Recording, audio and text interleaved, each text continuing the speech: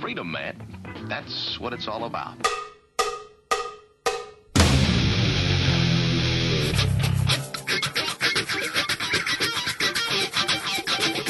You've got to groove on freedom, like the good book says.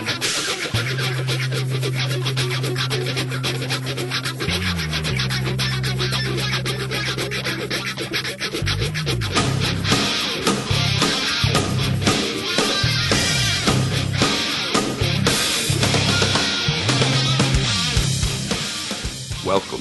You are listening to What on Earth is Happening. This show will discuss the topics of human consciousness, mind control, natural law, the occult, and all issues that affect the freedom of the people of Earth. What on Earth is Happening will endeavor to shine light upon the darkness of our world and to offer empowering solutions to the problems we face as humanity approaches its critical moment of choice.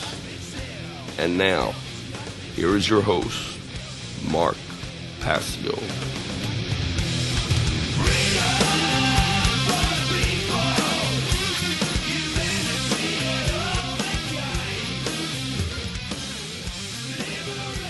Welcome, one and all. You're listening to What on Earth is Happening here on the Oracle Broadcasting Network. I am your host, Mark Passio. My website, www.whatonearthishappening.com. The show is live every Sunday from 5 to 7 p.m. East Coast time. That's 4 to 6 p.m. Central time. We have a good show lined up for you here today. Today is Sunday, May 29th, 2011. And we are going to continue our discussion about the esoteric symbolism of the pyramid and all-seeing eye on the reverse side of the Great Seal of the United States as used on the back of the $1 bill.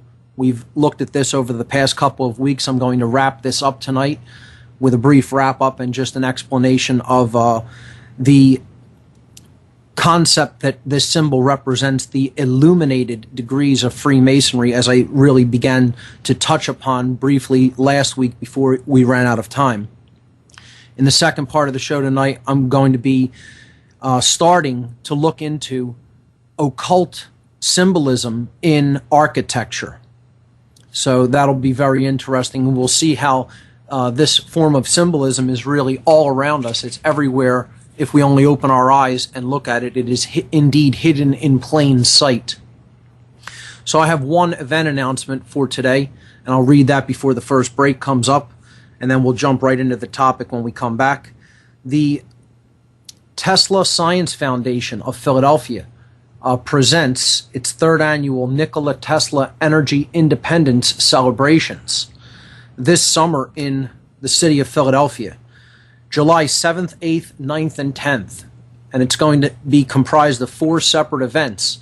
The Tesla Science Conference, which runs Thursday through Sunday, July 7th through July 10th, at 2 Liberty Place on the 32nd floor.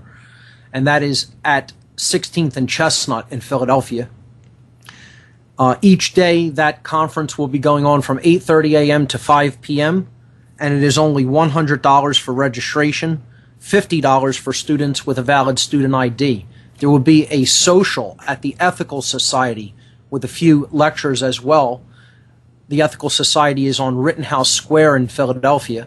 That'll be Saturday, July 9th at 5 p.m. to 10 p.m. Then there will be a Tesla coil exhibition and birthday commemoration Saturday, July 9th from 11 p.m. to 12:30 a.m. in the Visitor Park area of Independence Mall Visitor Center at 6th and Market Streets. Finally, during the day at Independence Mall on every day during the conference, Thursday through Sunday, there will be exhibits, vendors, music, and contests on the grounds of Independence Visitor Center. We'll have more about this when we come right back after these messages, folks. Stay with us.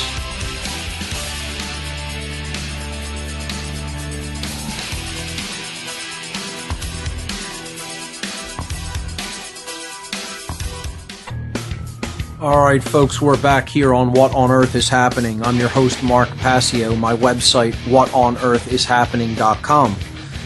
Before the break, I was telling people about the Nikola Tesla Energy Independence Celebrations, a yearly event that takes place during the summer around Nikola Tesla's birthday here in Philadelphia. And this is hosted by a great group called the Tesla Science Foundation. It's going to be happening July 7th, 8th, 9th, and 10th. Lots of different events going on during those 4 days here in Philadelphia. I just want to finish with the last part of that event that I was reading. I made a mistake when reading it the first time. It is only Saturday and Sunday, July 9th and 10th. This is the last part of the celebrations. This will be taking place at Independence Mall Visitor Center at 6th and Market Streets on the weekend of the event, with exhibits, vendors, music, and contests taking place right on the grounds of Independence Visitor Center out on Independence Mall here in Philadelphia. So for more information about the Tesla Science Foundation and this conference that is coming up here this summer in Philadelphia, I'd encourage everyone to visit their website at teslasciencefoundation.org. That's teslasciencefoundation.org. That's the only event announcement I have for tonight. I want to give the call-in number. Anybody wants to call in, there's never any taboo topics here on What on Earth is Happening. Feel free to call in at any time. Call-in number 866-841-1065. Once again, the call-in number 866-841-1065. So, as I said, the topic for tonight will be a wrap-up of the esoteric symbolism of the reverse side of the Great Seal of the United States, also known as the Pyramid and All-Seeing Eye. And then we're going to be getting into esoteric symbolism as used in architecture and in street plans. In other words, things that are all around us, that are really everywhere to be seen if we understand the language that they are speaking. Then we can see how these things are being used around us in actual physical form. And that carries energy with it, as we will see tonight.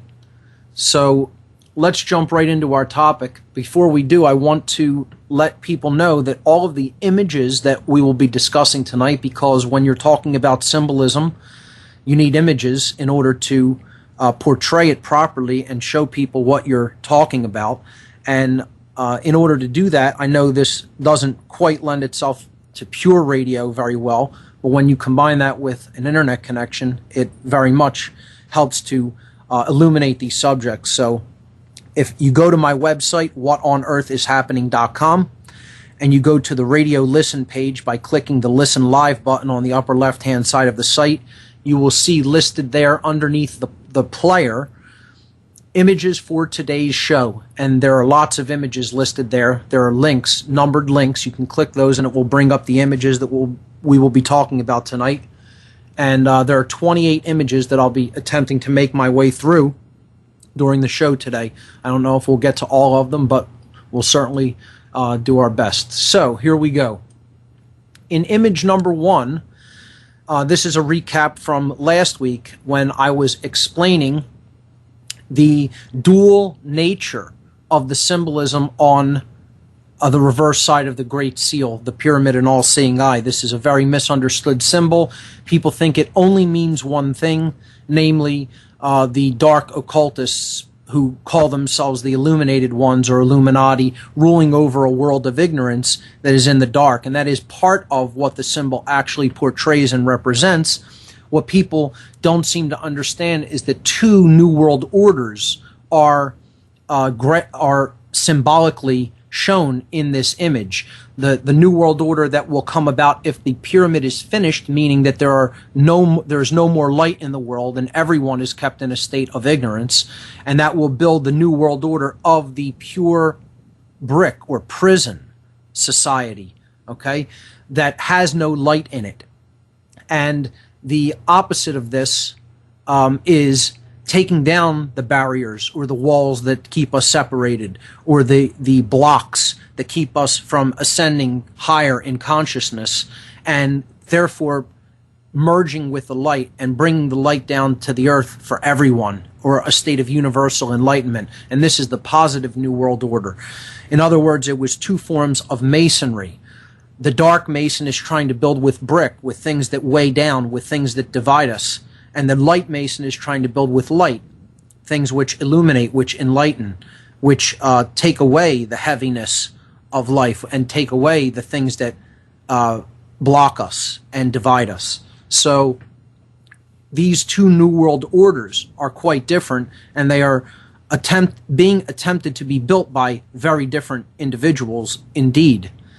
So one of the aspects I did want to look at was a concept of what the pyramidion, or the very cap of a pyramid, represents, and how that is related to this esoteric symbolism by a phrase known as the stone the builders rejected. And we'll look at that in a moment.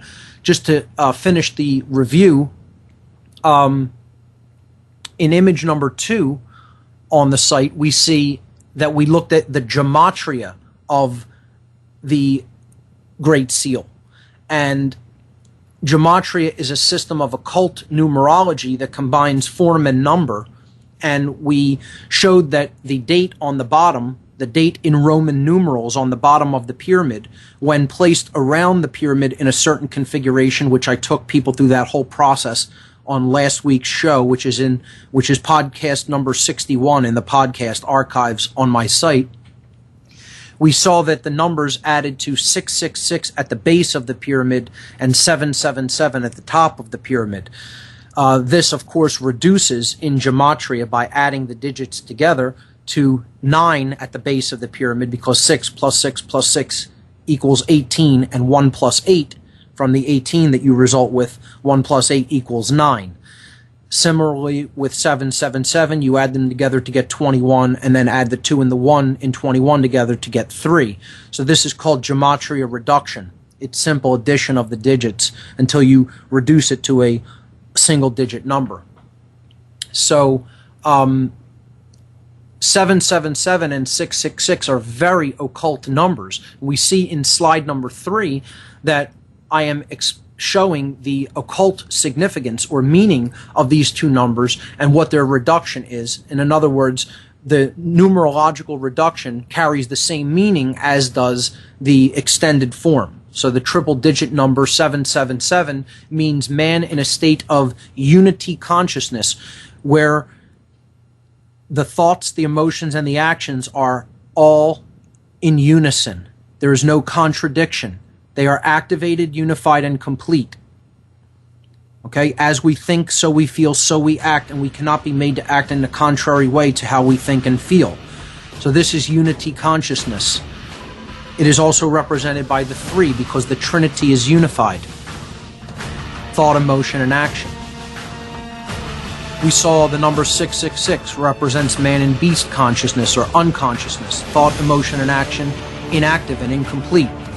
Also represented by the number 9, the number of the ego.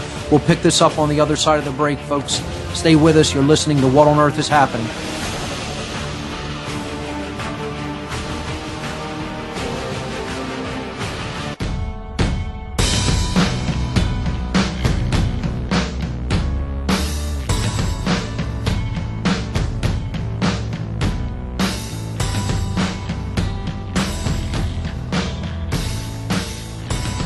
All right, folks, we are back on What on Earth is Happening.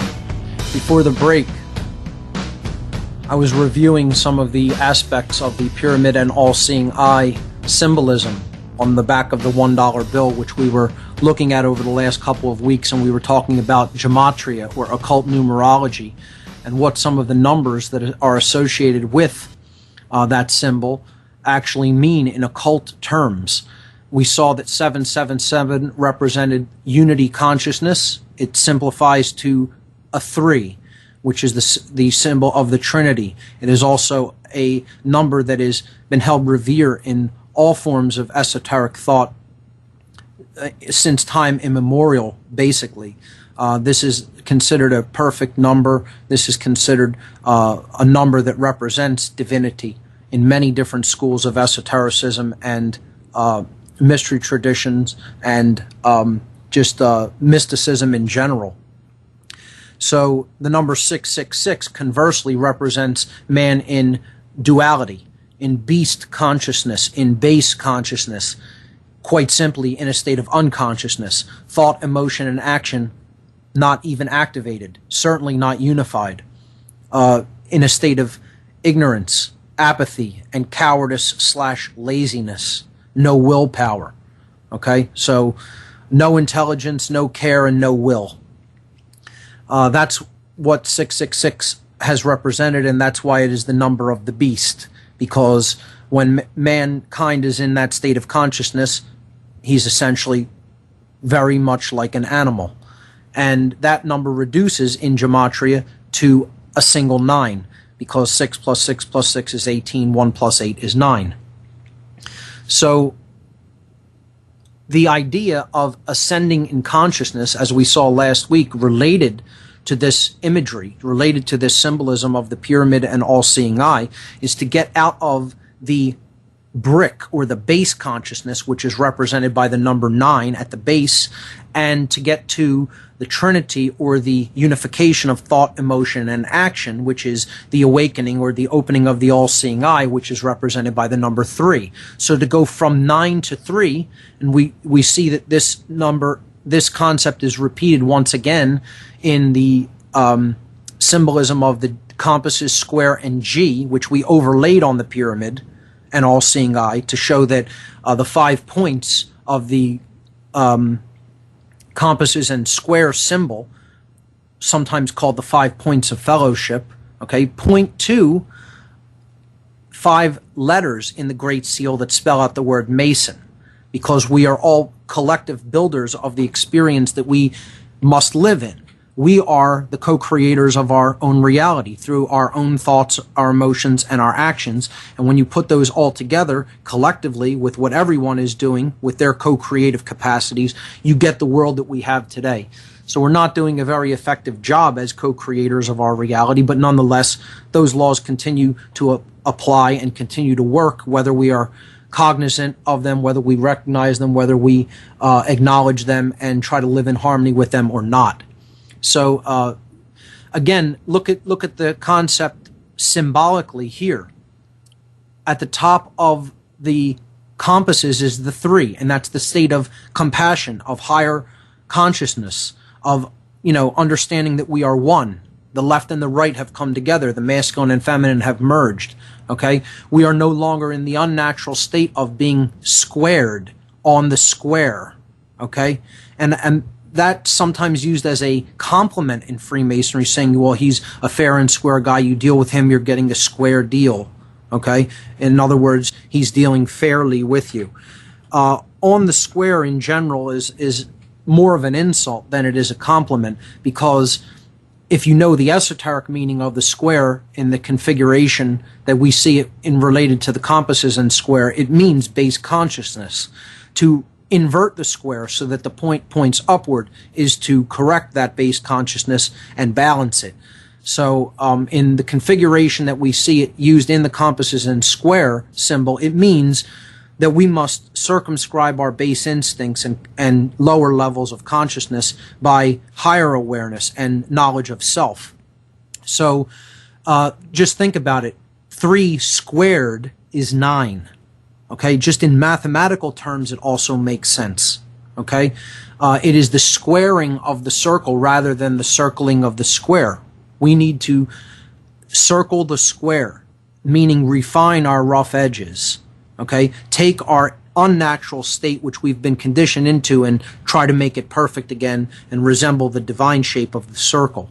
Okay, so this number 93, which is one of the most important occult numbers, which we talked about a little bit about last week, means to go from the 9 to the 3, or from base consciousness to higher level awareness, and it is the process of ascension, which requires both willpower, care, and love. Okay? Not just intelligence, but knowledge, and then the care and will to act upon that knowledge, which is ultimately what wisdom is all about. So we saw these concepts last week. That's a brief review. At the end of last week, I was once again showing the image of the overlaid compasses and square. This is now on image number 5 on the website, on the radio listen page at whatonearthishappening.com.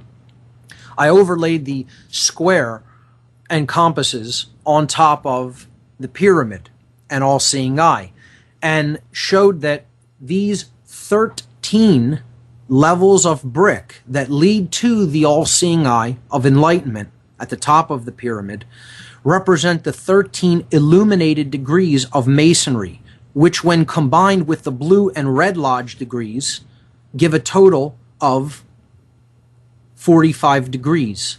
And this is a symbolic number.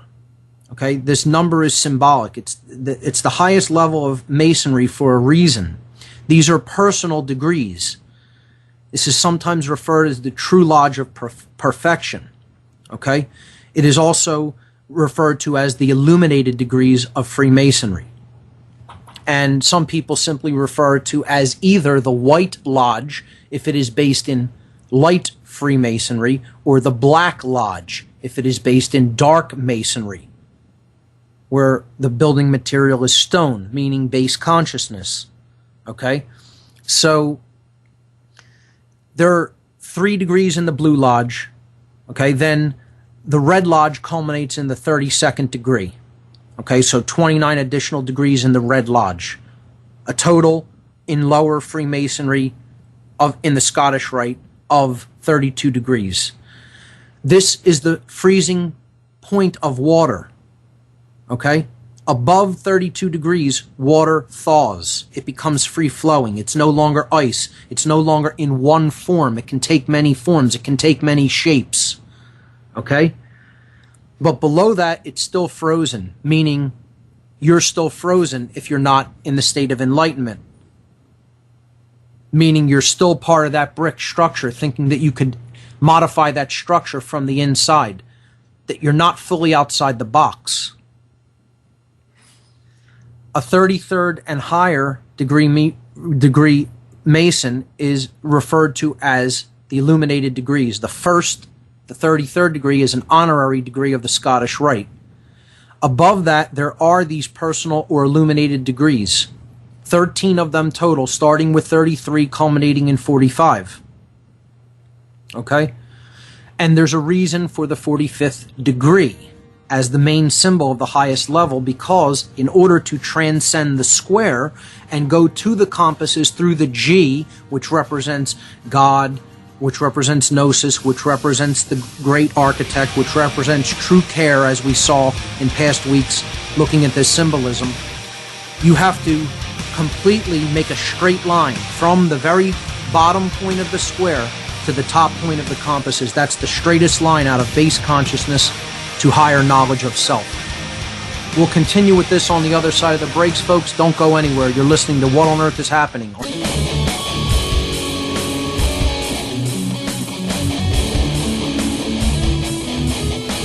Okay, folks, we're back on What on Earth is Happening. I'm your host, Mark Passio. My website, whatonearthishappening.com. We're talking about the illuminated degrees of Freemasonry as related to the symbolism on the back of the $1 bill, the pyramid and all-seeing eye. We were looking at image number 5 on the radio listen page of my website, and we were seeing that the illuminated degrees are the last 13 degrees out of 45 degrees in esoteric Freemasonry. And this represents the splitting of the square, or in other words, getting off the square in a direct line to head toward the apex of the pyramid or compasses toward the light. So that's why there's 13 degrees at the end or above the 32nd degree, not only to represent the state that water melts, and water melts when light and heat is exposed to the heat of the sun, the light, okay? When it's ice, to become water, it has to be exposed to heat. And this also represents getting past all of the final things that bind us, that we may be holding ourselves back through. Not only understanding all of the things that have gone awry with the world in an external sense, but then working on ourselves in the sense that we take care of all the little bits of ego that is still binding us and holding us back. Okay? So this is sometimes referred to as the Lodge of Perfection or the Illuminated Lodge. And when we get past those 13 final levels, and again, it's a symbolic number because 13 represents the sun plus the 12 houses of the zodiac, another number that is associated with light and the sun. Okay?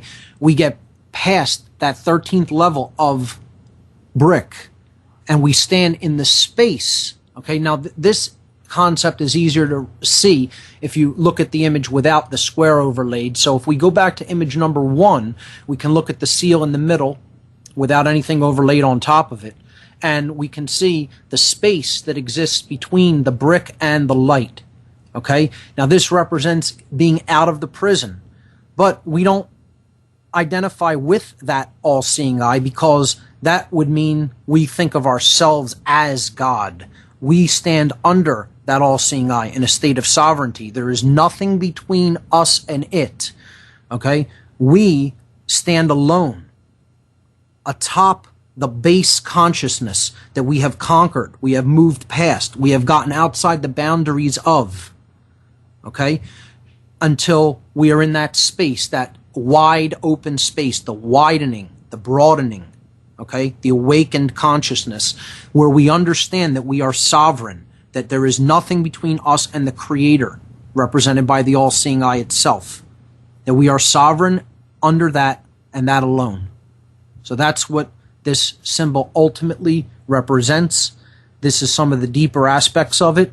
And the final thing I'd like to bring up about this symbol is the concept of the stone the builders rejected when it relates to this, because this is a concept of the capstone or chief cornerstone, also known as the pyramidion of a pyramid, the top piece that completes the pyramid at the very apex.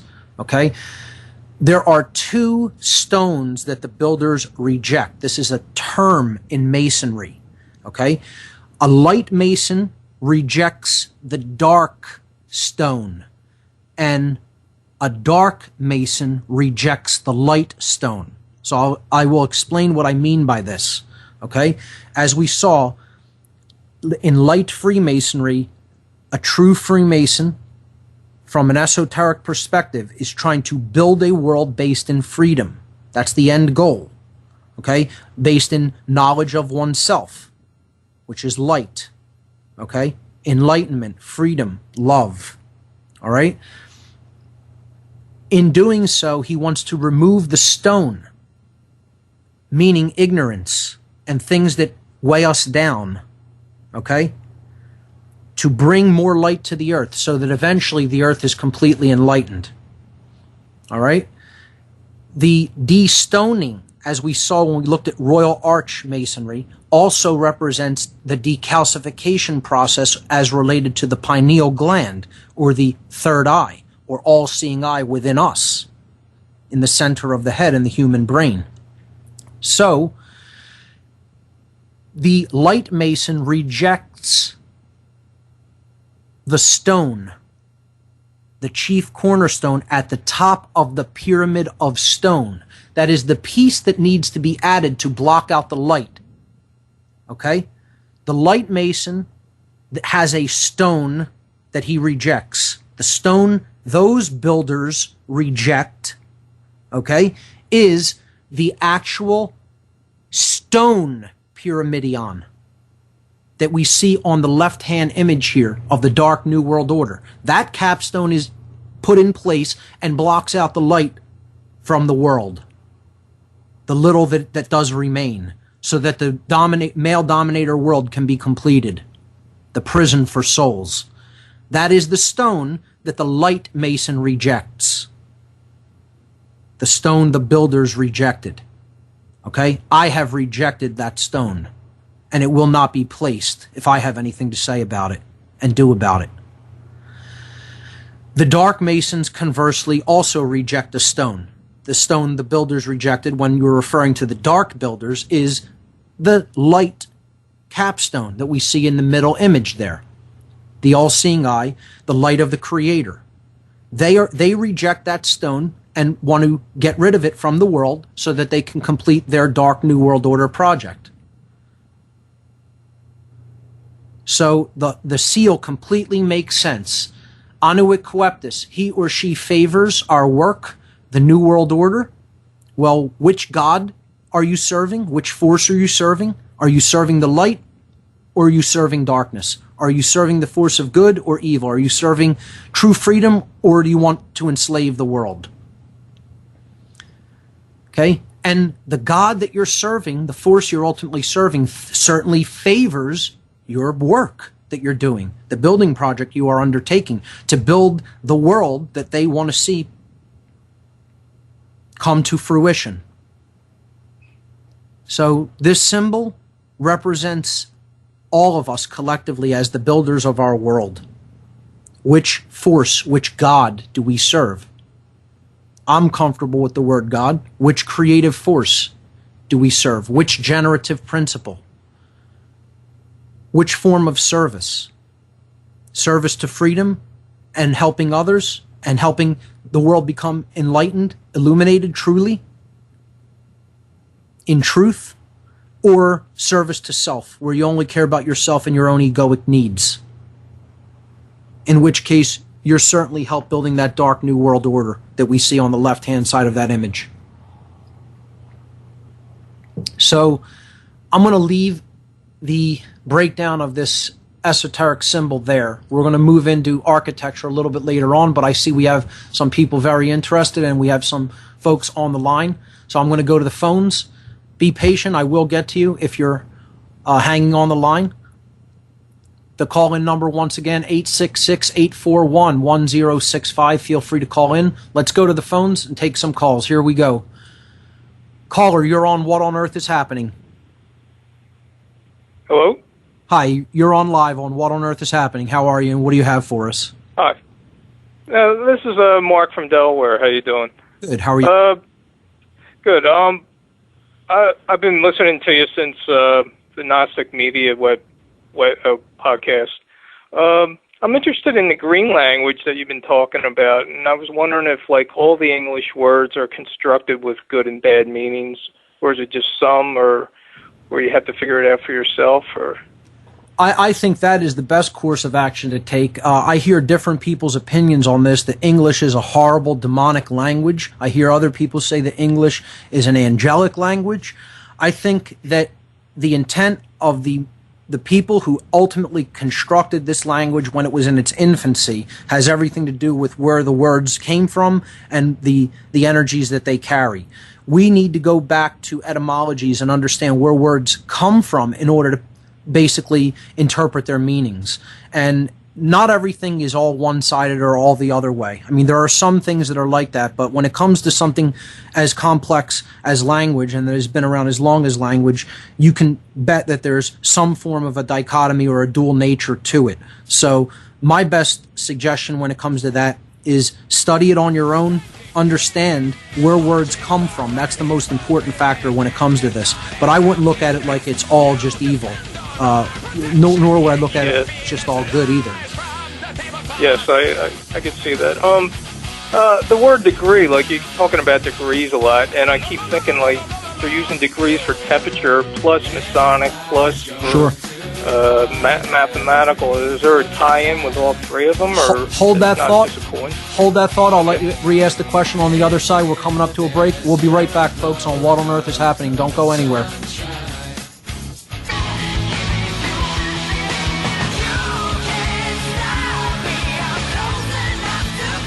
Welcome back, folks. You're listening to What on Earth is Happening. I'm your host, Mark Passio. My website, whatonearthishappening.com.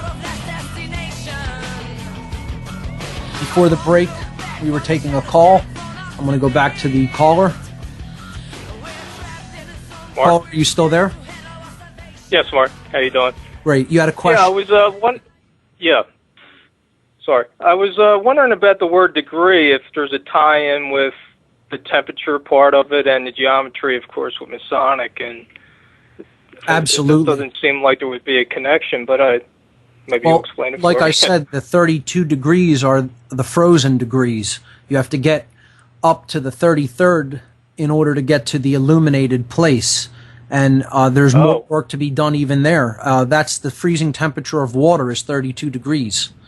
So water finally begins to melt or thaw. Okay, so the actual state of becoming free-flowing and not being in a uniform, one form, being able to flow freely, comes when we thaw, when our ice thaws. Okay, you're starting to really understand true care and get out of that state of being frozen or thinking that the system as it is now doesn't need to be completely done away with, basically. You know, that you think you're going to work within that system. You're one of those bricks in that pyramid in the wall, you know. That is one of the symbolic meanings of the term degree. It also represents the degree of arc when it comes to the measurement of astronomical measurements. So this is the degrees of a circle, because it's all, you know, the degrees in the measurements in astronomy that we use degrees in are based in the circle, because the circle is the form of the celestial sphere. Okay, same thing with the lines of latitude and longitude on the Earth. We use degrees and arcs, etc., when we measure the Earth. So when we're measuring the Earth or the sky, we use degrees. Okay, and this is related to the astrotheological cults of the ancient world, as we saw previously on this show when we looked at the cults of the sun, the stars and planets, and the moon. These are the three great religions of the world: Christianity, Judaism, and Islam. So as they come down to us in the modern world through religion. So it's another aspect of degrees. You know, the zodiac is broken into 12 houses, each 30 degrees. Okay? You can look at the 8 sections of the zodiac broken down by the 45 degrees each of the places between the crosses, the sections of the zodiac between the arms of the solstice cross and the galactic cross. Okay, the equinox and solstice forms one cross on the zodiac, and then there's something called the galactic cross formed by the 4 fixed signs of the zodiac representing earth, air, water, and fire. And the sections between those arms of the cross are 8. Since you have 2 crosses, that forms 8 arms. There's a 45-degree angle between all of those.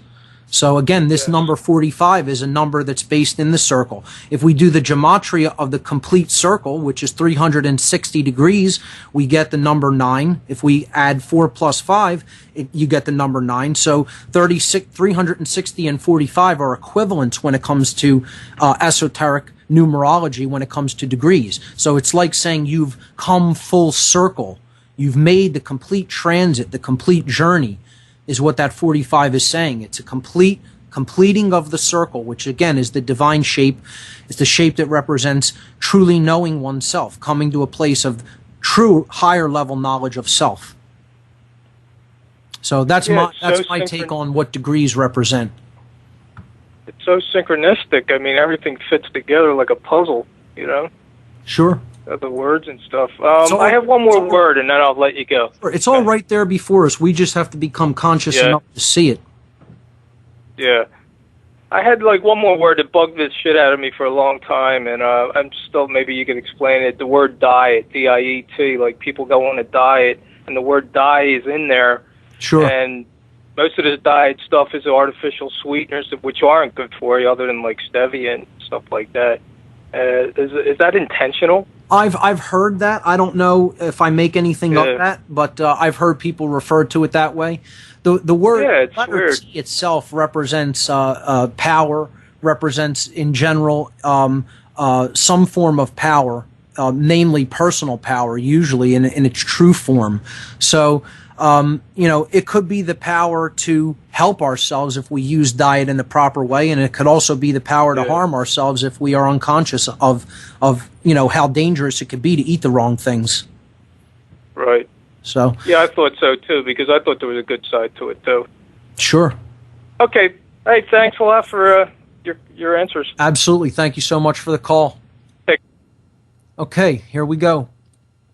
Another call. Caller, welcome to What on Earth is Happening. What do you have for us? Hello? Hi, you're live on What on Earth is Happening. Hello? Hello, caller, can you hear us? Hello? Yes, you're on live. What do you have for us? Can you hear me now? Yes, I can hear you. Go ahead. Excellent, Mark. Very glad that you're covering these topics. They're very illuminating.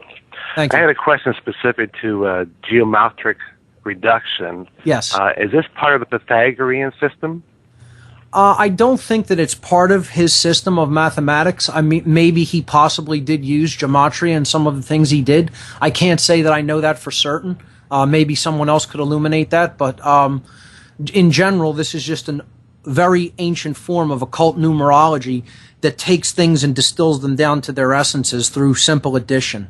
Meaning if you add this to something, here's what you'll get as a result. And then they just make that simpler and simpler by continuing to do the addition until you get down to a single digit number which cannot be reduced any further. So it's like a process of distillation when it comes to the symbolic meaning of a number, as I understand Indeed. And you've given some of these numbers, like ego is the number of 9, and I believe you said that 4 was the number of goddess. I didn't really get into the number 4 much. 4, basically represents the elements and the cardinal directions. It's a way of seeing the physical reality. 5 then adds the spiritual nature to that equation, because of the 5 points of the star and the pentagram, etc. So earth, air, water, and fire, the 4 physical aspects to existence, and then ether/spirit, true self, higher self, consciousness is the 5th element in that equation. So that's my take on the number 4. I didn't specifically mention it too much when we were looking at numbers. I've mostly stuck to 9 and 3. Right, and I understand those now that you've mentioned it. I looked at the caduceus, the symbol of the doctors. Correct. Nowadays, and I saw the 2 serpents there, and I was like, interesting. They're not actually part of the spine of the illuminated person that they're being described here. They're actually added to it. Right. And I was wondering, is this the maker's mark? To Literally, that the serpents are the ones who did the change to the DNA of humans back when. Right. And is this their mark of them? Well, that's one way of also looking at that. The other way of looking at intertwined serpents making their way up a pole or a spine would be the Kundalini energy that is connected with enlightenment and true health, both physical and mental. So, again, it depends on who's using it for and what purpose it's being used for. So in modern medicine, I would say that that's definitely being used in a negative way, because the science of modern so-called medicine is very stuck in the left brain intellect without a holistic approach to the body and mind and spirit as well. And it's really doing more damage than good in the modern world. And you see how these doctors are completely in bed with the pharmaceutical industry and looking to make a profit above helping the patient. And I know that's a harsh way of putting it, but really that's what's really going on. Some people don't want to see that, but it depends on who's using that symbol and the purpose they're using it for, whether you look at it with a positive connotation or a negative one. But I would say, as any other symbol, it can have dual meanings. Hold that thought. We'll be right back on What on Earth is Happening after this break. I'm your host, Mark Passio. My website, whatonearthishappening.com. Don't go anywhere, folks. We'll be right back on the Oracle Broadcasting Network. Make 'em think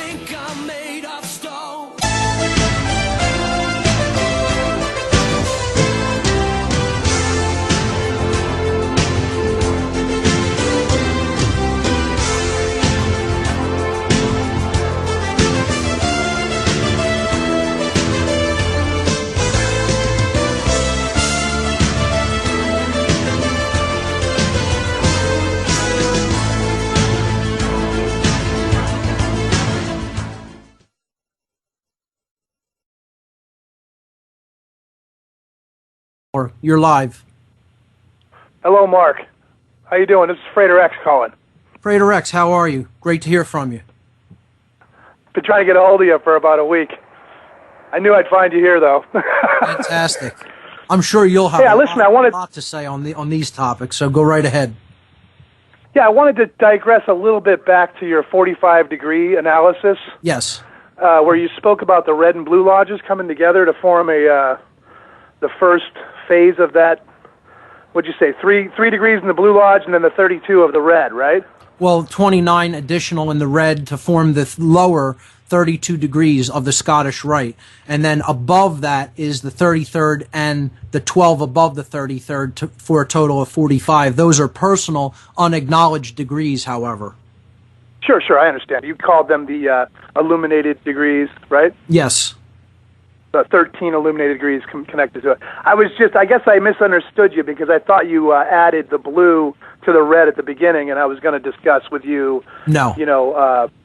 Because the Scottish Rite's claim to those 3 degrees is very debatable as far as I'm concerned. Right. And I wanted to also point out to you that well, I don't want to seem as if I'm contradicting because I really appreciate a lot of the analysis you've given, especially that the numerology concerning the 9 and the ego. Sure. That was based on the Greek word thelema, right? Yes. Well, 93 is thelema, which means the process of a coming up in consciousness, ascension toward higher levels of awareness, coming out of the 9 and to the 3, out of ego and to the light. So 93 means thelema means will, and it also is equivalent in gematria, in numerology, to the word agape in Greek, which means love, because these processes mean the same thing. They are the same thing if we're doing it for the right reason. The will to make that climb in consciousness is love. And it's funny because isn't that the St. Augustine said, "Love and do what thou wilt is the law," and then Aleister Crowley said the same thing. Well, he just said, "Do what thou wilt is the whole law," right? The law of thelema. If we add, in addition to that love is the law to love under will, which means that in order for will to be truly activated in the world, it must rest firmly upon a foundation of love. Place the word love under the word will. Will on top of love. We have to build our will on a foundation of love, of understanding that we are all one, that as we do to one, we do to all. The principle of the golden rule of treating others as we would be treated. Therefore, love has to be the very foundational basis of any of those actions. That's what that ultimately means. I couldn't agree more. Yes. And isn't that the quote of St. Augustine's, right? Love and do what thou wilt. I would have to agree. There's the same meaning.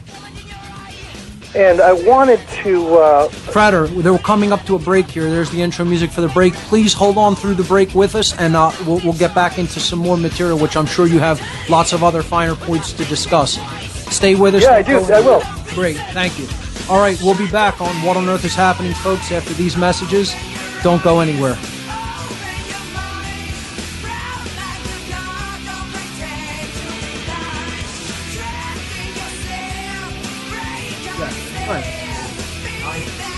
Right, yeah. Sure.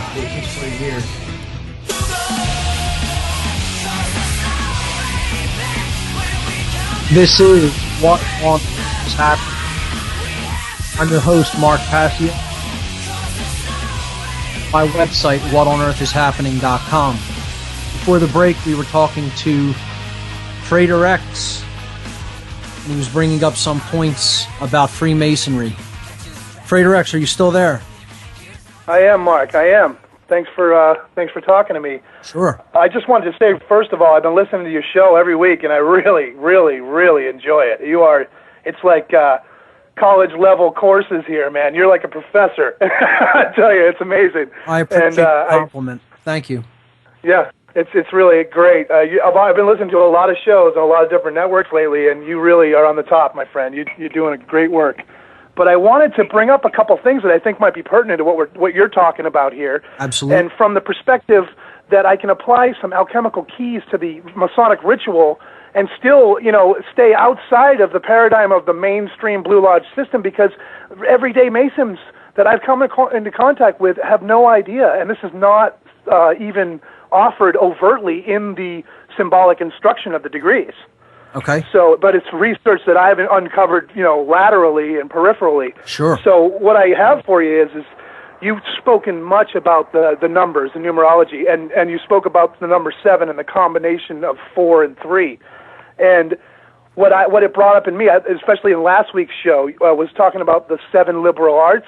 Yes. And of course, you've spoken of the trivium and the quadrivium. Yes. And the combination of those two, the 3 would be the logic, rhetoric, grammar, and then the 4 would be geometry, astronomy, music, and what's the 4th one? I can't remember right off the top of my head, but you get it. The 3 and the 4 combined would be the 7 liberal arts, which align with, of course, the 7 planetary bodies of the ancient world: the Sun, the Moon, Venus, Mars, Jupiter, Mercury, Saturn. That's right. And of course, we know each one of them having a day of the week, a color, an herb, a stone, all assigned. The septenary, the 7. Exactly. Yes. And alchemy, first and foremost, seeks, this is from my understanding, seeks to join the spirit with the physical and symbolism, the earth represented by the square, as in all 4 corners, and the spirit world represented by the circle, right, with no beginning or end, an eternal state. And that, in the system of Freemasonry, it actually, even though it's not going on, I think, on the conscious level of the average member, the system is available to those who would know to employ the 2 devices to achieve the so-called great work, which would be the square and the compass. In the 3 degrees, the Mason gradually overcomes the physical world of the square, and with the spiritual world, he uses the compass to overcome the square. That's right. And then early alchemical texts of the 1500s show plainly, they state that to attain the philosopher's stone, one must square the circle. That's right. And then, if you are familiar with this yourself, the penal signs of the degrees, the penal sign of the master degree is basically a separation, a dividing of man's lower and higher nature. Right. And so there it is, the same thing you're talking about. And that's directly applied to the Blue Lodge degrees. Exactly. And then, of course, the power of the number 7 goes with the 7 degrees, the 1st degree to the 7th degree, which is the Holy Royal Arch degree in the York Rite system. So that's again, you have the top of that symbolic septenary, represented by exactly the 4 physical elements, and then the thought, emotion, and action on top of those. Like you said, the gods of the ancient world, the 7 visible planets in the sky, the trivium combined with the quadrivium, etc. You can go on and on about the number 7 and how many symbolic things it represents. Yeah, it's amazing, But really good work you're doing. I can't wait to have you come on my show, because I've got one of the things that I'd like to talk about with you more, but I'm going to let you get back to your show, and that is what I've been calling and referring to as the secret war inside Freemasonry. And what that is, I never really got a chance to go into that on the free zone, but what it really is there is a struggle within that you've mapped it out as the esoteric Masonry versus the dark Masonry. Yes. Or the light and the dark. And it is that, but I think that there is a clear line of demarcation that can be, followed, that is the incursion of the Scottish Rite into the American Freemasonry system in the beginning of the 19th century, the end of the 18th century. I would definitely like to talk more about that. Yeah, and of course, there's the famous letters of Washington, which you can look up at the Library of Congress, where first he is sent a copy of Proofs of Conspiracy by John Robinson. Yes. And he sort of dismisses the whole Bavarian Illuminati thing. But then several years later, there's another letter where it comes up again right at the end of his life, and he says, I must acknowledge that there is this problem with the Germanic Illuminati. And that the American rites were infiltrated by a Sun order, and he talks about them as possibly the Illuminati. So you're familiar with that, yes, that letter? Okay, so that's where I'm basing my research right now, is trying to... Are you familiar with the book, The Secret Founding of America by Nicholas Hadjier? I have heard of it, but I'm familiar with the title of the book, but I have not read it. It's a really interesting, newly written. It's 2009, I think. There's a whole chapter in there called Freemasonry's Battle for America, which I highly recommend that chapter. Well, this country was supposed to have been founded upon true esoteric Masonic principles, but it has gone horribly awry from that. And this absolutely. war that you're talking about, there is a struggle between the true light Freemasons and the dark Masons who are trying to build their dark New World Order. And we need to help people to integrate all of the truths about all of the esoteric schools that are out there in order to combat this dark order that's coming to fruition so quickly. Because until they have that knowledge of self in hand, they're basically powerless to defend themselves against that, because those are the tools that they're using as a weapon against us, the knowledge of how we work, the knowledge of how consciousness works. And unless we come to know that same information, we don't even know how this game is being played or how this war is being fought, however you want to look at that. I couldn't agree with you more. That's what put me on my path, is the same motivation as the realization that I began after the birth of the realization after an abundant amount of research, and like you said, connecting the dots and realizing that there was a language being spoken all around me that I was not privy to. That's right. And I required more data, and that's what we're doing, right? That's exactly it. And we're going to expose Great it. job, Mark. We're going to use that knowledge to build a true world of freedom. We're going to make it happen. Frater X, thanks so much for calling in. I'm going to have you on the show for a whole show one time and get your views on a bunch of different things. Fascinating information. Thanks so much for sharing it with us. No problem. Contact me. We'll work it out. And you have a great night. Thanks again for all you're doing. And happy Memorial Day weekend. Fantastic. Thank you. Take care. Talk. Okay, Frater X, great call. Let's move on to another call. I'm glad to see people calling in. Here we go. Caller, you're live on What on Earth is Happening. Mark, this is David in Idaho. Hi, David. How are you? Great. Thank you for what you're doing. It's truly the most valuable time I've found on the radio. Oh, thanks so much. I appreciate that. When are you going to a break? Oh, sorry, I heard something. We're coming up to a break, but go ahead and then I'll keep you over. Okay, so I've been studying this topic in my faith or religion, and I keep coming up with parallel bloodlines that intermix and blend. And you've distinguished it between light and dark. Right. And that's really helped me. I had a question on the population control versus Christ coming to cleanse the earth. Hold that thought and question. Ask it right on the other side. We'll be right back, folks. Welcome back, folks. This is What on Earth is Happening. I'm your host, Mark Passio. We were on the line with a caller before the break. He had a question. I'm going to go back to him. We're at the transition point between two different topics of material. Just wrapped up the explanation of the symbolism over the last couple of weeks of the pyramid and all-seeing eye from the Great Seal of the United States. We're going to transition into talking about architecture and symbolism in architecture. So as a little change of pace, I'm taking a couple of calls. Good to see that a few people called in today. So let's go back to this caller, and he had a question before the last break. Caller, are you still with us? Yes, as I follow the two intermeaning bloodlines of one of the light God and one of the dark God, I find they both have similar themes, and one of them is to cleanse the earth. And one of them wants to do it for the earth, to protect the earth. One of them wants to do it to redeem mankind or to give mankind a state of rest where they can. I just kind of wondered, how come these themes like this run so parallel, you could get lost so quickly? It's something that is a dichotomy in all areas of the occult. Where I differ with the dark occultists isn't necessarily in the form of knowledge that we hold. It's in what we decide we want to do about it. They want to cull the population because they look at the world as being completely ignorant and apathetic and cowardly and lazy and not worthy of even living here, and they want the planet for themselves.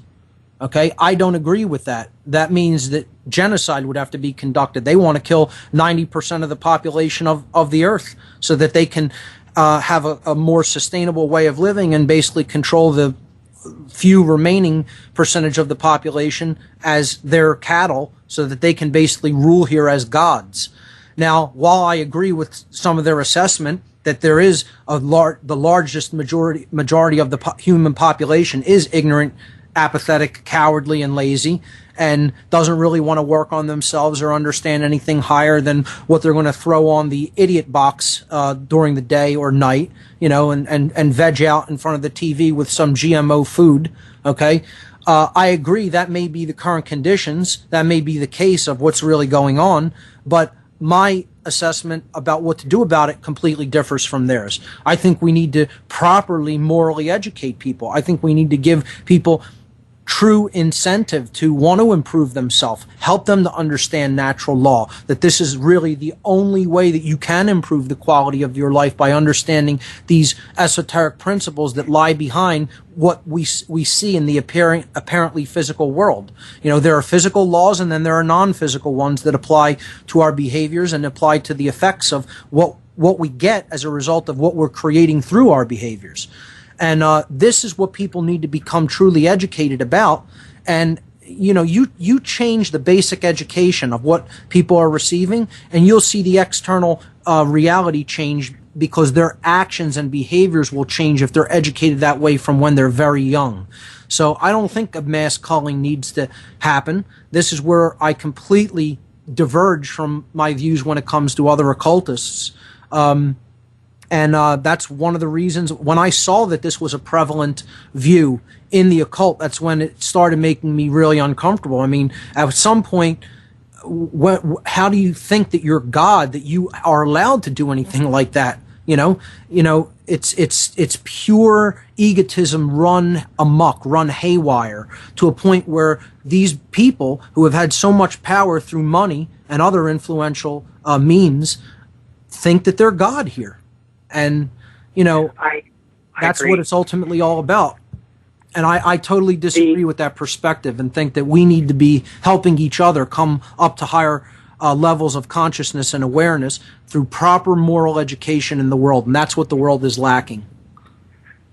I went back and I rewatched George Bush's announcement of we need a new world order, Yes. the one that you're talking about when, just before that, he said, are we going to follow the law of the jungle or the rule of law? Yes. And I thought, he's distinguishing between natural law and made-up law. Exactly. And made-up law was the rule of law, and the law of the jungle was natural law, which we should be following. You are that's when the exactly government. right. You are exactly right, sir. That is exactly what was meant by that speech, and most people overlook that.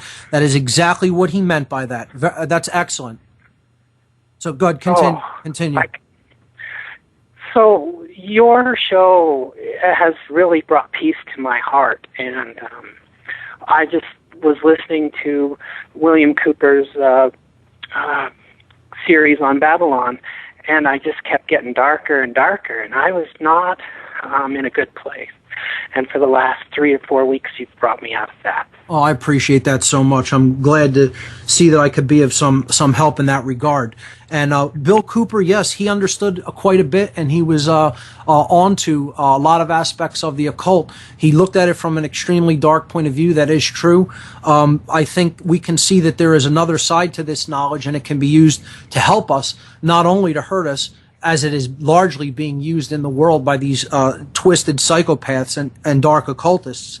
But we can understand that this is ultimately knowledge of self, and that if we take that into our possession and cherish it and really wield it as a mechanism of ascension rather than as a mechanism of control, there's no telling the heights that we might go to. So, caller, excellent points. Thank you, Mark. Thank you so much. And what a great point about Bush's speech about the New World Order, when he says that we want to build an order in which the law, the rule of law, not the law of the jungle, reigns supreme. That is the usurpation of all natural law rights and the supplanting of them with man's law. Us being God here is what he's saying. That's the New World Order they want to create. And it's all based in mind control, because there's no such thing as the law of man. We are not the authors, the authorities of anything. There is one authority. There is one true author. And regardless of what you think of that force as, you can call it God, you can call it the creator, you can call it the great architect. It doesn't matter what you call it. Man is not it. Man is not God. Okay, and that's what these dark occultists actually think. That's ultimately what their form of God is, the ego. Self as God, lowercase s self, not higher case s, not the true self, the connected self, connected to the divine order in creation, connected with natural law, but man as God, the ego reigning supreme and just trying to get its way all the time. Through control, through dumbing people down, through keeping knowledge back from them. So a great assessment of Bush's speech there, and I could not agree more. I mean, that is exactly what that Satanist, that Luciferian, dark Luciferian, meant by that statement. And it's something that needs to be understood by more people. So here we go, another caller. Caller, you're live on What on Earth is Happening. Hello? Hello. You're live. What do you have for us? Thank you. I have a question on numbers. Sure. Now, in geometry and numerology, we're working with a base 10 system. But there are other base systems. As I recall, the Sumerians and Babylonians use a base 60. That's base 6. I'm not sure whether it was a base 60 or base 6, but it was based in the number 6, definitely. Well, yeah, that's where we get our 12, yes. 12-hour or 24-hour day, 360 degrees, and everything else. So does that impact gematria? Are we reducing numbers if there are other systems? Can also be used in base 9 or base 8 or 7 or 6, regardless of the base system that it is based on. I believe it still holds true for those systems as well. But we can take up this on the other side of the break. You're listening to What on Earth is Happening, folks. Stay with us. Don't go anywhere. Stay asleep, obey. When he looks at it with his eyes, it's what we see. When he looks at it with the sunglasses, we're seeing the same things all the way through. The subliminal, symbolic that you couldn't see. Obey, no independent thought, don't think for yourself. I wear my sunglasses at night so I can. Welcome back, folks. You're listening to What on Earth is Happening. I'm your host, Mark Passio. My website, whatonearthishappening.com. We were taking calls. I haven't taken a bunch of calls all at once in a while, so I figured this is a good place to do it since we're sort of in between topics. So here we go, back to the caller from the last section. Caller, are you still there? Yes, sir. Okay. You can continue with your question. Yes. Yeah, well, my point is, it is a point that we use numbers, but they're all constructs. There's not... Number doesn't exist in nature as an entity on itself. We humans created numbers out of the ether, it seems like. It's a symbolic concept. The number is there to represent an idea about something that does actually exist in nature, namely our consciousness and the way that we operate it and the way that we interact with it and the way that we express it in the physical domain. So all of this is just symbol. It's symbolic. We have to understand it from a metaphorical, symbolic, and allegorical perspective of how this all fits together to weave a story, to basically present a version of reality as the people who constructed such systems are seeing it. But if you go down deeper and deeper into it, everything is built upon some form of archetype, some form of basic underlying form and underlying quantity or amount or shape or design. And that's the underlying fabric of nature, really, is form which underlies function.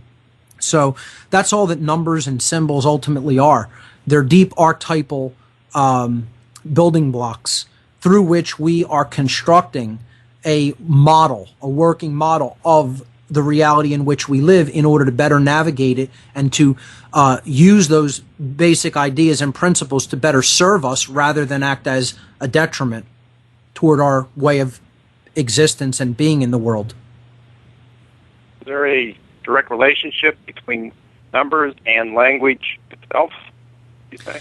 Well, there's a direct relationship with letters and language. I know that Hebrew carries a really, really deep undertone as far as the meaning of the words when it comes to their alphabet. Some people say that the English alphabet is a degradation of that. Some people say that as I said earlier, that the English language is an actual advancement. Hence, they called it an alchemical language or an angel-ish language, based on, the idea that more green language is found in English than just about any other language. French, there's a lot of green language puns as well, but no other language has more than the English language. So I would say that there definitely is some kind of deep underlying significance to not only letters, but number as well when it comes to language. Absolutely. I think that these things can't really be fully separated because, as you said, number in mathematics is a construct in the mind, and so is language. It's just this is what we use to express ourselves and to describe the events that we are seeing and to describe quantities that we see around us in nature. It's all constructural. Again, is it used to bind or is it used to serve? In man's law, language is used to bind. In nature, if we employ it to really truly accurately describe the natural world and the systems around us, it could be used to serve. It's all about its usage and the consciousness of the wielder of that tool. These are tools like any other tool. So I hope that answers. Wonder where. Yeah. Oh, yeah. But then ultimately, how do we come in possession of language? We come into possession of numbers. Sure. Where did it come from? driven to think and describe things in higher ways than just grunts or scratching some lines in some sand or a wall or something like that. It's a higher expression, and that's what we're always seeking to do: is follow a path to a higher expression. That's what the process of evolution is. It harkens back to the Tower of Babel story, however you want to interpret it. We were at one time at a unified, ultra-unified purpose. Sure. Okay. And then we wanted to be like gods, and that system came down, and that's what they're trying to build up again. And we'll talk about that symbolism of the Babylonian gold-headed man in future shows, and how that's a symbol of total unified control, total centralized control, and how what this dark new world order is looking to do is build back to that system because its level of control through dissemination of knowledge has been weakened, and they want to reel all that back in and take back all of that power for themselves, concentrated in the symbolic gold head, which represents the illuminated man. This group, this cabal of illuminates that really has all of that knowledge and wants to keep the rest of us in the dark. So that's a good point. We will get to symbolism of Babylon in future shows, including the Tower of Babel and the Babylonian gold-headed man, as described in the book of, I believe, Ezekiel. So. Okay. Well, thank you very much. Really getting a lot out of your show, more than any other show. It's fascinating. I appreciate that, sir. Thanks. Okay. Okay. I'll let you go now. Thank you very much. Good night. Take care. Bye-bye. Okay. Great calls. Here we go. One more call, and then maybe I'll introduce the topic of symbolism in architecture to take us out in the last segment tonight. Caller, you're live on What on Earth is Happening. Welcome. Hello, Mark. Yes. How are you? Yeah, good. I really appreciate your explanation of the 14 ways of control. Yes. And especially the message of that we suffer from worldview poisoning. Yes. I never realized that. A lot of people are calling in and talking about that, and a lot of people seem to be getting a lot from that explanation, how the occultists who are in control of us right now really use that to their distinct advantage. They play upon other people's worldview that is dark, that is poison, that is very much in polarity and in an us versus them state of thinking. And that is played to our great disadvantage. If we healed our worldview and understood we are all one, and that really what we need to be doing is helping each other to come up that ladder of consciousness, to make the climb up to the top of that great pyramid, so to speak, symbolically. That's what our work really is. That's what we really need to be doing. If we understood that, their systems of control and methods of manipulation would be all futile and pointless. But because of this dark way we have of seeing the world and each other and our relationships within it, their methods of control actually become a piece of cake. It's much easier for them to employ those to their benefit and to our detriment if we have a dark worldview, certainly. Yeah, I never realized that all my years of studying these things. I mean, that changed my whole outlook when you said that. Well, I had worldview poisoning. I had it. Sure, I think negative. Yep. People are no good. We'll never be able to make the world any better. It's amazing. I just have two comments from last week's show. Absolutely. Would our dollar sign be their way of confusing or substituting the goddess Isis? Absolutely. And our dollar sign? I briefly spoke of that in the section on money, I believe. Absolutely. Okay. It might have been in another section, but it's in the podcast archive. But the dollar sign is twofold.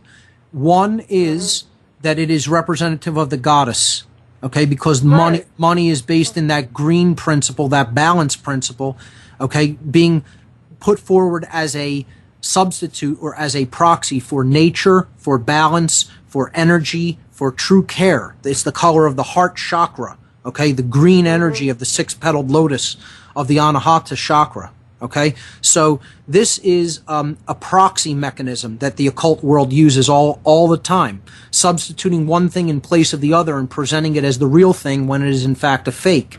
They're putting the goddess's name, which is recognized as a universal archetype, in place as money, okay, so that we are more readily willing to take it and accept it on faith, because we all want the goddess in our lives. This is what we all ultimately subconsciously aspire to.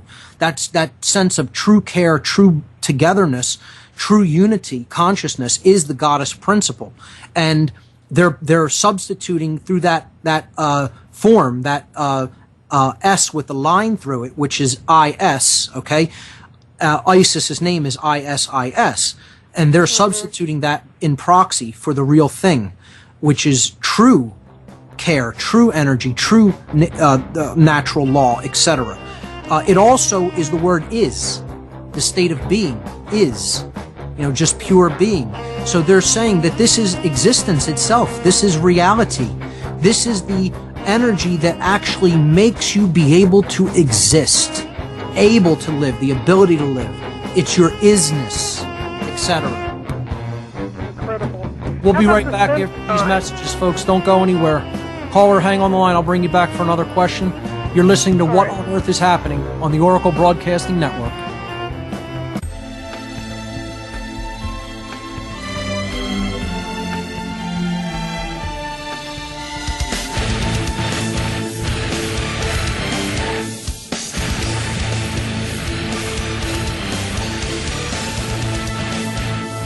Welcome back, folks. This is the last segment of this edition of What on Earth is Happening. I'm your host, Mark Passio. My website, whatonearthishappening.com. Tonight we took a look at the last remaining aspects of the esoteric symbolism of the reverse of the Great Seal of the United States, namely the pyramid and all-seeing eye from the back of the $1 bill. And we took a bunch of calls because a whole bunch of people called in. I enjoy seeing that on the show sometimes, and always great callers on the line here on What on Earth is Happening. We had a caller from the last segment. I held her over.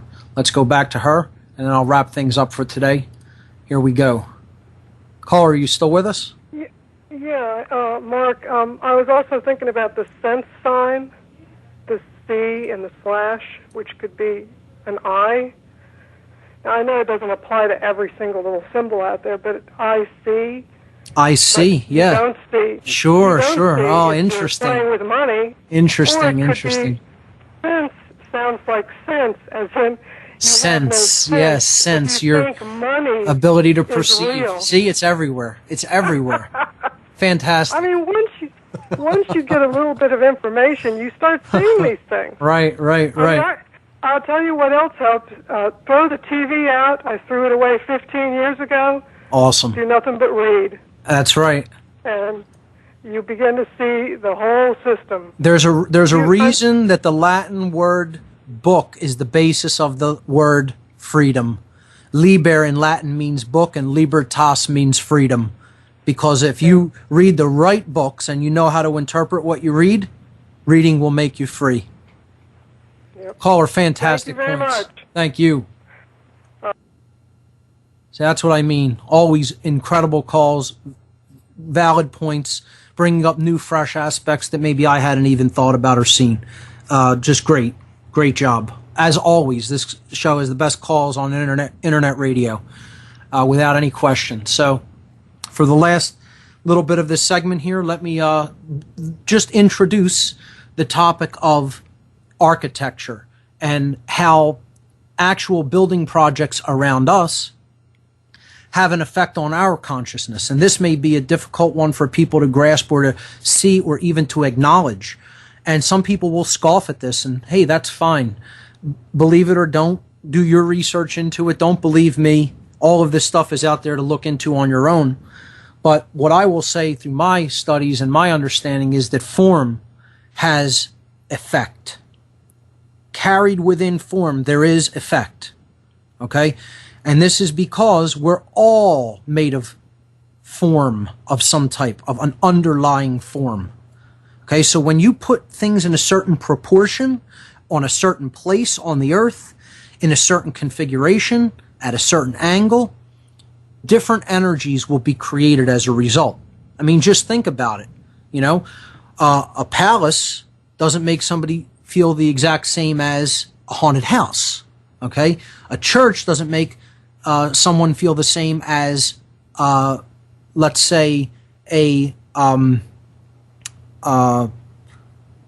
supermarket.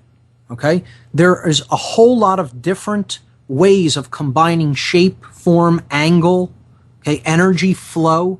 Some people have called this feng shui in Eastern traditions, the way energy flows through different shapes and passages, the way the actual structures themselves are shaped, okay, carries meaning, carries energy. And this affects us. Whether we want to admit that or not, it has a profound effect, okay? We are not unaffected by the external circumstances or the external environment. We're very affected by that. And we're not separate from that. So these shapes and forms are used as resonators. They resonate with us. They are putting out a vibratory energy into the world, and that's going into us. So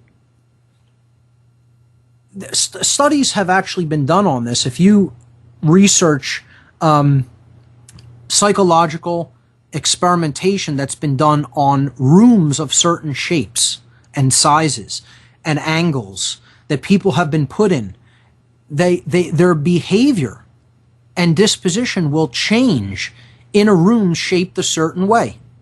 Okay? With air quality a certain way too. Okay? In a certain environment. So you put somebody into a different environment with different flow of energy, different shapes or forms that are around them, they will not only think differently, they will behave differently.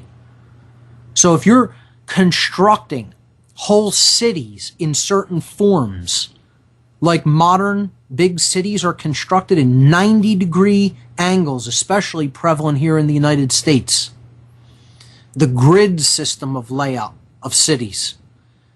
This is regimented. It's conforming, conformist. It's constructed with 90-degree angles that are not found in nature. There's no free flowing, namely based on arcs or circles, or even just meanders. You know, basic free-flowing forms that aren't straight lines. You will find different energies when you use these different forms. And largely in the West, in the Western civilization, the straight line grid approach is used when it comes to the construction of cities. Now, you can also look at the intersections of different roads or streets within city layouts, which we'll be doing. You could look at specific buildings and the forms that they're constructed in, which we will be doing as well. The idea here is that form is not purposeless. There's an intent behind the building of a specific form, and that form carries a specific vibration with it that has an effect on the consciousness of the people that it is in close proximity to. That's the idea. This is otherwise known as geomancy, the study and measure of the earth and the energy lines of the earth and how to put things on specific lines of energy, points, construction points, okay, and forms in which to build these things, specific geometric forms, so that the building project carries with it a certain vibratory energy that affects the consciousness of those around it. So we're going to be looking at archways. We're going to be looking at pyramids. We're going to be looking at spires or obelisks. We're going to be looking at star-shaped buildings and patterns, whole street systems, layouts of street systems that form esoteric symbolism. And this is denied by some people, and some people go too far in trying to see things in it. We're going to talk about things that can clearly be seen in it, that are related directly to the occult world, and we're going to look at the meanings of these symbols as they are embedded in architecture and street arrangements and layouts. So that's going to be coming up on the next What on Earth is Happening. All shows on this radio program are always archived for free, both on Oracle Broadcasting's archive page and the entire series of What on Earth is Happening shows from the very beginning, which I highly recommend anybody just new to the show to go back. And, you know, as they say, the best place to begin is at the beginning. Go back to the podcast archive on my website, whatonearthishappening.com, and there you will see all 61 shows. This is show number 62. And you can download those for free and play them back on your computer or any other digital audio device, including your cell phones. So avail yourselves of that information on the podcast archive page. There is always other supplemental information that goes along with each podcast, like related images, related audio, related documents, related video, etc. So that's about all the time we have here on What on Earth is Happening. Once again, I want to thank all the callers who call in and bring up just not only valid points, but really thought-provoking points and issues that, again, as I've said, I myself may not have even looked at or seen, and just always phenomenal, the calls I get, and I hope that that continues into the future. So it was a pretty refreshing change of pace today to take some calls and take a break from the hardcore progression of topical information. We will get back into that next week, beginning with esoteric symbolism in architecture and street plans. So that's all for today. I'll see you all here next Sunday, 5 to 7 Eastern, 4 to 6 Central, on What on Earth is Happening. Thanks for listening, folks. WhatOnEarthIsHappening.com, OracleBroadcasting.com. Up next, the Vantage Point